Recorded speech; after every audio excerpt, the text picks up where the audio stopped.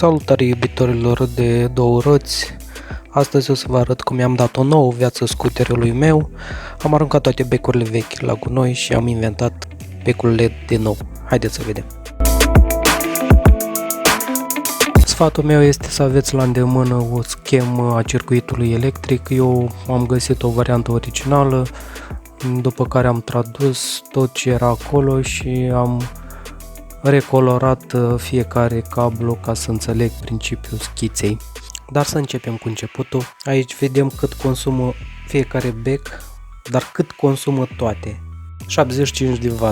Nu știu, poate vi se pare normal un bec în casă să consume 75 de W, 40 de W la semnalizări și 35 faruri cu stopul și frâna pe spate.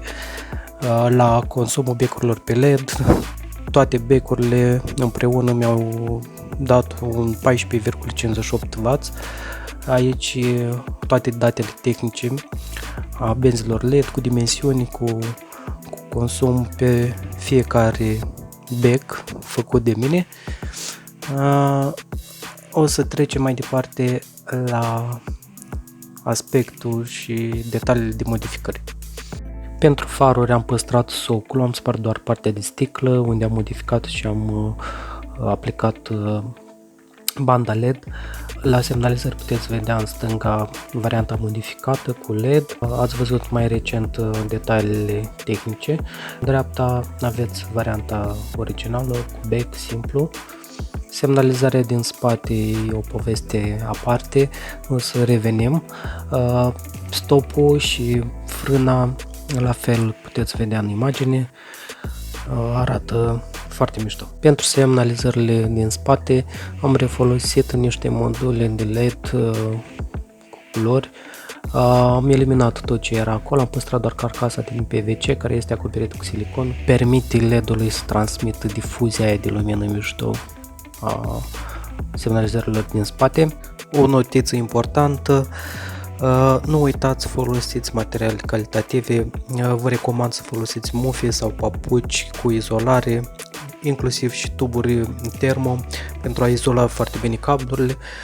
Cel mai bine recomand să costurriți firele de mufe, eu așa am făcut. Altfel puteți să și le prindeți bine, dar să aveți grijă. Trebuie să aibă un contact ferm și o izolare cât mai bună ca să nu pătrundă umiditatea sau apa să facă vreun scurt-circuit. Recomand persoanelor care nu cunosc, n-au nicio cunoștință în domeniul de electricitate să nu încerce acasă pentru a evita o eventuală neplăcere sau o tragedie.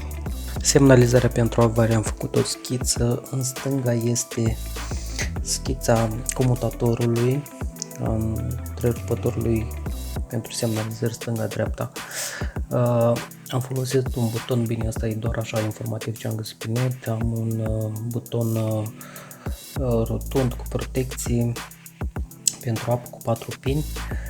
Varianta normală, deci avem două contacte, ar funcționa ca și cum ar fi stânga-dreapta. I-am modificat, am conectat conector 3 și 4, le-am făcut o punte ca să meargă împreună. Acesta merge conectat la un fir maro alb care vine de la releul de semnalizare, este și în poza din dreapta, iar firul roșu 1 și 2 merg fiecare la cablurile de la semnalizare. Despre lumina ambientală, mulți vor spune că ar fi ilegal. Eu am montat anul trecut această instalație și de câte ori am dat ochii cu poliția n-am avut probleme, adică nu m-a oprit nimeni. Acum doar am perfecționat, am instalat și un buton de întrerupere ca să-l pornesc doar noaptea. Pe lângă aspectul plăcut, eu zic că este o idee foarte bună pentru a fi cât mai vizibil în trafic.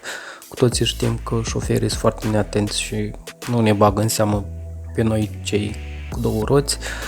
Am folosit module LED tip lupă 12V. Se conectează direct la regulatorul de tensiune. În imagine este și schița circuitului electric, unde puteți vedea polaritatea plus-minus. În varianta cu întrerupător trebuie să mai adăugați un cablu, de exemplu minusul ar veni legat direct pe circuitul instalației ambientale, iar plusul îl conectăm la regulator de tensiune și îl trecem prin întrerupător ca să putem activa sau dezactiva lumina când avem nevoie. Opțional am instalat și un voltmetru, zic eu că ar fi bine să monitorizați și starea bateriei. Bateria este nouă, o am sub control, aveți și schița în cazul meu cum am procedat. Acesta a fost videoclipul meu. Pentru sugestii sau întrebări vă aștept în secțiunea de comentarii, dați un like sau un dislike dacă v-a plăcut sau nu. Mai bine aveți grijă de voi. Pa, pa!